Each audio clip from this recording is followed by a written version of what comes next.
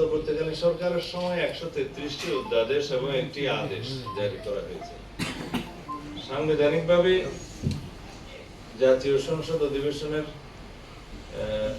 প্রথম দিনেই এই অধ্যাদেশগুলো উপস্থাপন করা হবে পার্লামেন্টের নিয়ম অনুসারে। সেই অধ্যাদেশগুলো বহু কোনগুলো সংসদ গ্রহণ করবে সেগুলো জাতীয় সংসদে নির্ধারিত হবে। কিছু কিছু অধ্যাদেশ হয়তো সংশোধনী সহ গ্রহণ করা হতে পারে, সেটাও জাতীয় সংসদে নির্ধারিত হবে। আর কোন কোনগুলো অধ্যাদেশ হয়তো প্রয়োজন হবে না, ল্যাপস হয়ে যাবে, তাও জাতীয় সংসদে নির্ধারিত হবে। সেটা আইন মন্ত্রণালয়ের বিষয়ে কাজ করছে এবং আশা করি সংসদ অধিবেশন শুরু হলে আপনারা সবাই এই বিষয়ে অবহিত হবেন।